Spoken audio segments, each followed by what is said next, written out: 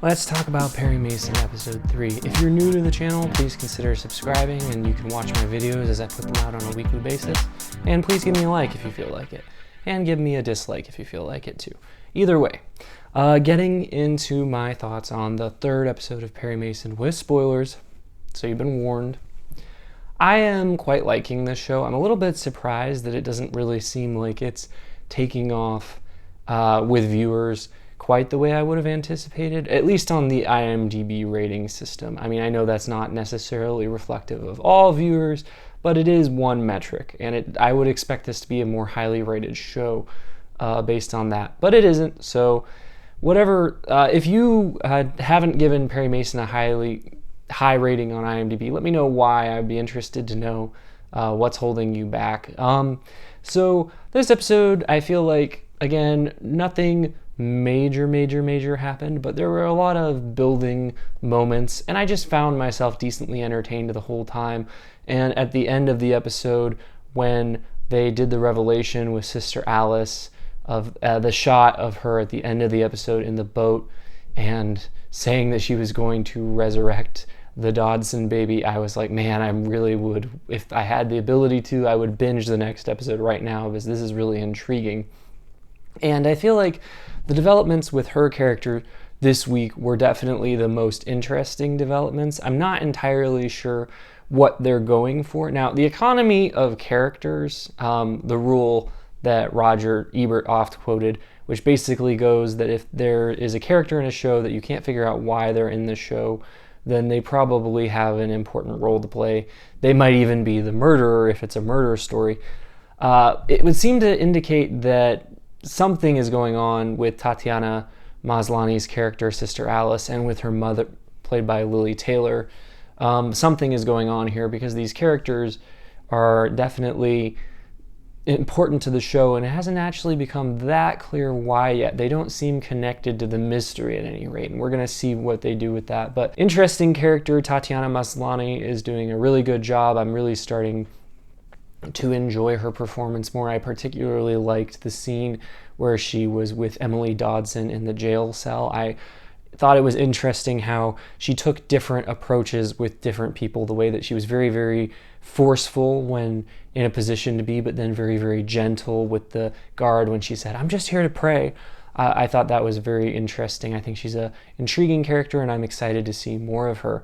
I liked that we got to see a few more notes with Matthew Rhys's Perry Mason this episode. I liked his scene with Lupe at the casino. I felt like they did a good job of selling the chemistry between these two characters, that they're very familiar with each other, and that they maybe respect and at the same time are so familiar with that they can kind of make fun of each other at times. I felt like this was a scene where we got to see a different dimension of Perry Mason, in that he seems like he actually has this romantic interest in Lupe, and he was being lighthearted and having these flirtatious moments, and that hasn't been a side we've seen of this character so much so far. And I appreciate that it's not all just dark, brooding moments with him.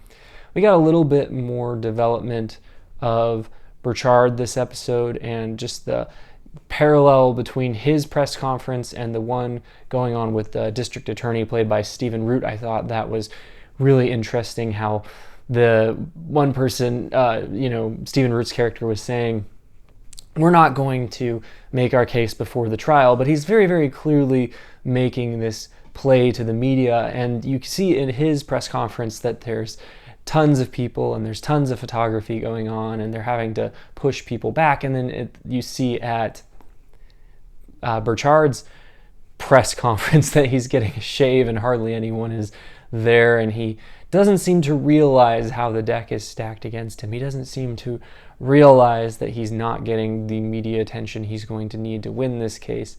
And this episode, Baggerly actually fired them. They got his illegitimate son off, and he doesn't care about Emily. He seems to have a slightly misogynistic streak, which came out during his scenes with his son.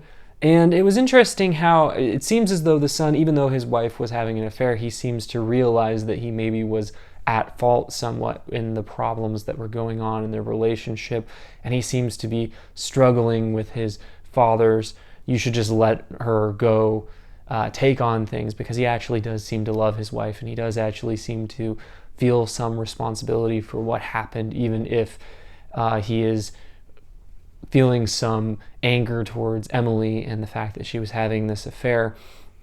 I got to see a little bit more of Paul Drake this episode. They used a certain word, and in the cultural context that the show is taking place, I'm sure that word would have been used a lot, but it's still, always a jarring thing to hear in our TV shows, and it was particularly jarring to hear it come from Perry Mason's mouth.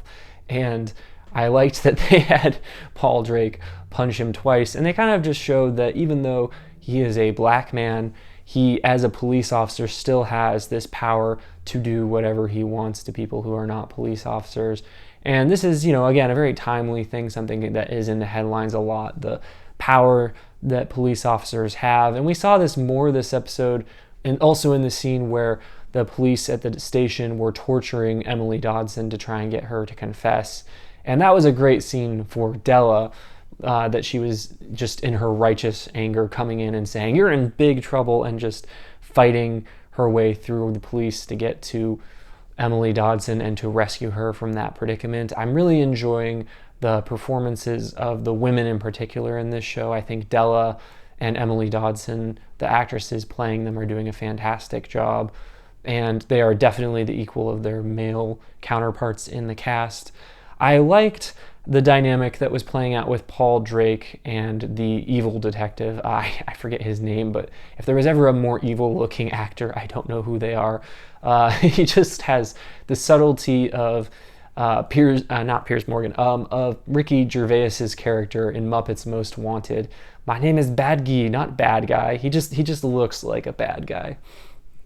And I liked the way that scene, though, played out at the supermarket where he paid for their groceries. And at this point, he's giving Paul Drake the carrot, but you can see that in that moment where he stuck his hand on Paul Drake's wife's stomach and said, "Oh, it's going to be a beautiful baby," it's like you sense that the stick is coming if Paul Drake doesn't go along with what this Detective Ennis is telling him, then bad things will come his way. And he's basically just about as evil a person as you can imagine. A pretty one-dimensionally bad character. And I am interested to see next episode, because in the preview for next episode they show that Perry Mason is going to confront him. But I am excited for that scene, because as one-dimensionally bad as this character is, I still find him intimidating, and I still find him kind of frightening. I think he's a good villain. I liked the scene between Mason and Paul Drake, where Drake gave him the information about the evidence that he found, the teeth that had been dislodged when the body of the person that got moved fell off the roof. I thought that was a good scene. I was glad. It was good to see an indication that even though he initially is resistant to helping Perry, he is this person who has a conscience and he cares about doing the right thing. And I really am looking forward to when he joins the team and when it becomes Perry and Della and Paul Drake. I think that trio is going to be wonderful to behold. And it's obviously coming because we see that Burchard is not in good health. We saw the scene where he was spitting up blood into his sink. Clearly his days are numbered. I find John Lithgow just delightful in this role. He keeps reminding me of the March Hare. Like, he just looks like a white rabbit with his teeth and his suit jackets. He looks so much like that character in Alice in Wonderland, the White Rabbit. So I'm really enjoying his performance, but I'm ready for him to get sidelined because clearly he's not doing a very good job of defending Emily Dodson. But I do appreciate that he's trying to keep defending her even though he's not getting paid to do it. I think that shows some integrity on his part. But we got to see in his scene with his partner that he has some dark history, and it'll be interesting to find out what that is if we ever do find out what that is. I also enjoyed Perry Mason's scenes with Strickland, played by Shea Whigham. I was surprised at what a significant role this was because I felt like Shea Whigham didn't show up a lot in the advertising, and he's a pretty high profile actor in a number of supporting roles in great shows like Boardwalk Empire and Homecoming.